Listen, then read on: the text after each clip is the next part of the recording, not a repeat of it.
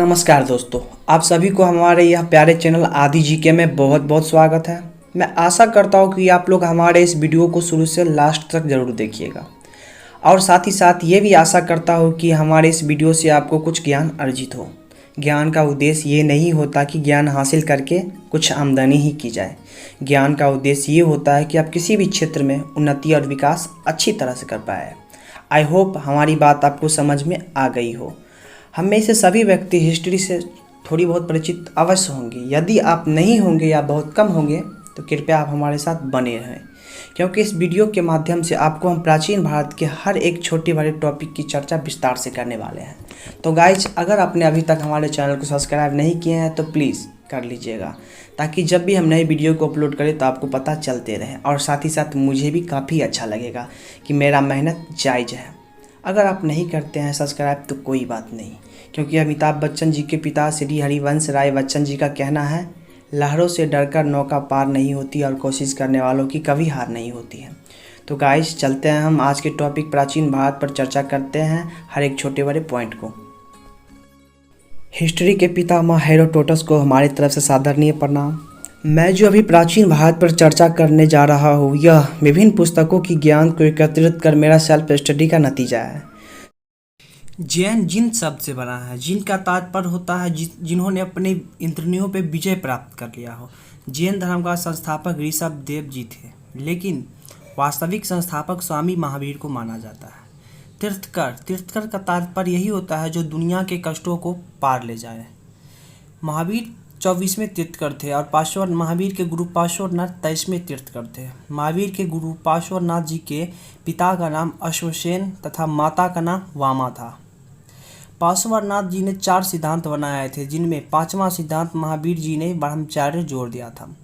पार्श्वनाथ जी के द्वारा बनाए गए यह 4 सिद्धांत थे: अहिंसा का सिद्धांत, सत्य बोलना, चोरी न करना, अधिक धन न जमा करना, और 5वां ब्रह्मचर्य महावीर स्वामी जी ने जोड़ दिया था। महावीर स्वामी का जन्म कुंडग्राम में 540 ईसा पूर्व में वैशाली में हुआ था। इनके पिता का नाम सिद्धार्थ गैत्र कुल के सरदार थे। माता तिरसला लुक्षी राजा चेतन की बहन थी। महावीर की पत्नी का नाम जसोदा था। स्वामी महावीर 30 वर्ष की उम्र में घर त्याग दिए थे और 12 वर्ष के कठोर तपस्या के बाद वो महावीर कहलाए। महावीर जी की ज्ञान की प्राप्ति ऋजुपालिका नदी तथा साल वृक्ष के नीचे जमीग्रान नामक स्थान पर हुआ था।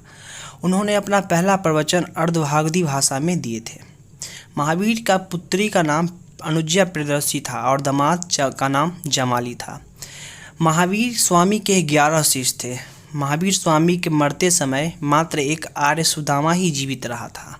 महावीर की मृत्यु 72 वर्ष की आयु में पावापुरी में 468 ईसा पूर्व में हुआ था। मल्ल राजा इनको दाह संस्कार किया था। जैन धर्म भगवान को नहीं मानता था, वे सब अपने पूर्ण जन्म पे विश्वास किया करते थे।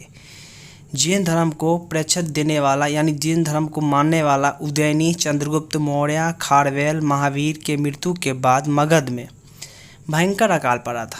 भद्रबाहु अपने शिष्यों को लेकर कर्नाटक चले गए थे। 12 वर्ष के बाद जब अकाल समाप्त हुआ तब वो आए। स्थूलभद्र, जो कि मगध में ही रह गया था, वह भद्रबाहु के गुट को मान्यता नहीं देता था। इसी कारण जैन धर्म 2 भाग में बट गया, श्वेतांबर और दिगंबर। श्वेतांबर का तात्पर्य होता है जो श्वेत रंग का वस्त्र पहनता हो, दिगंबर जो नग्न रहता हो। जैन धार्मिक ग्रंथ को आगम कहते हैं। आगम में 12 अंग, 6 क्षुद्र स्रोत और 10 परिकर ये सब था।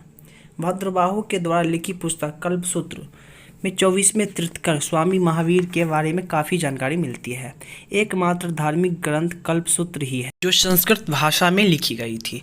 प्रथम जैन संगति पाटलिपुत्रा में 332 ईसा पूर्व से लेकर 398 ईसा पूर्व के बीच हुआ था। उस समय का शासन चंद्रगुप्त मौर्य का था। अध्यक्ष भद्रबाहु एवं स्थूलभद्र था।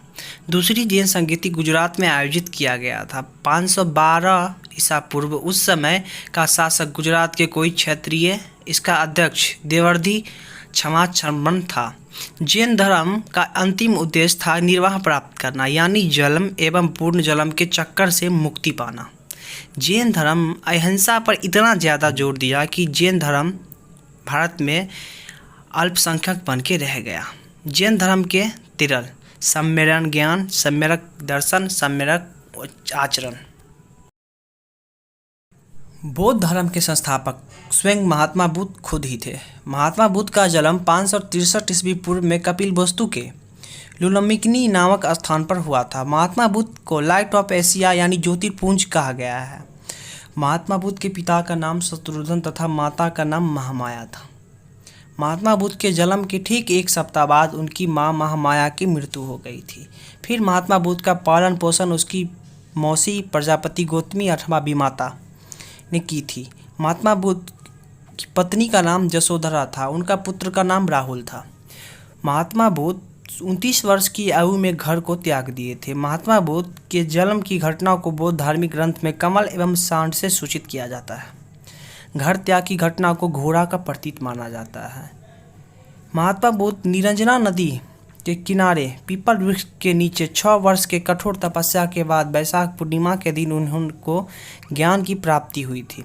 महात्मा बुद्ध का बचपन का नाम सिद्धार्थ था। ज्ञान प्राप्ति के बाद प्रथम प्रवचन सारनाथ में उन्होंने दिए थे। प्रथम प्रवचन की घटना को महाधम्म चक्र प्रवर्तन कहते हैं। महात्मा बुद्ध अपना अधिकांश प्रवचन सावर्ती, कौशल इन सब स्थानों पर दिया करते थे। बुद्ध अपना अधिकांश प्रवचन पाली भाषा में ही दिया करते।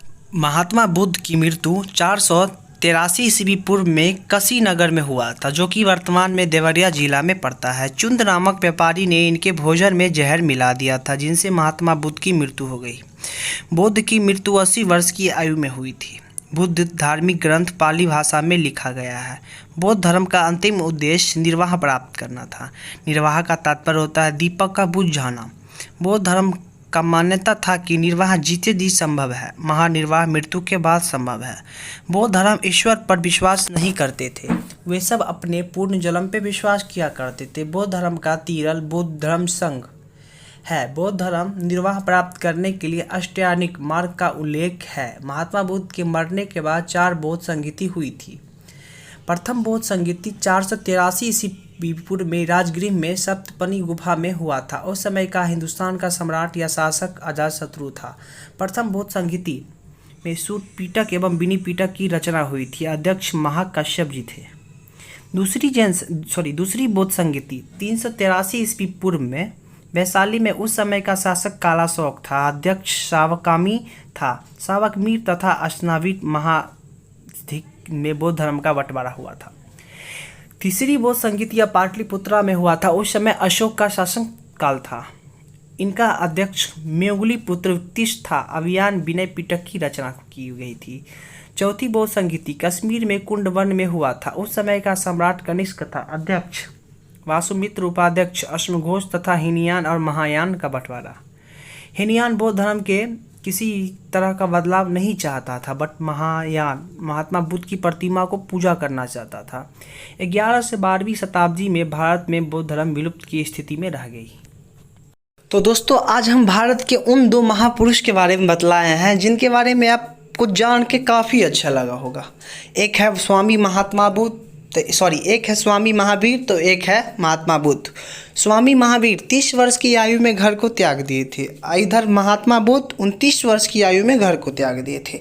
दोनों का पत्नी का नाम भी मिलता जुलता है। आप जिस तरह देख लीजिए, महात्मा बुद्ध लास्ट में ध आया तो इनकी पत्नी का नाम लास्ट में र होगा, कन्फर्म है। महावीर इनके लास्ट में अगर र आया तो इनकी पत्नी के लास्ट में द होगा। ये पॉइंट काफ़ी कंफ्यूज करने वाला पॉइंट है। अगर आपके एग्जाम में ऐसा क्वेश्चन आता है तो आप याद अगर रख लीजिएगा कि एक में अगर र है तो एक में दो होगा, एक में अगर दो है तो एक में र होगा। तो दोस्त, अगर आपको हमारी वीडियो काफ़ी अच्छी लगी हो तो प्लीज़ हमारे चैनल को सब्सक्राइब कीजिएगा। तो मिलते हैं हम कल अगले वीडियो लेके, तब तक के लिए बाय। हाँ, अगर कुछ गड़बड़ी हो तो प्लीज़ कमेंट में बतला दीजिएगा ताकि मैं अगली बार ये गलती सुधार लूँ।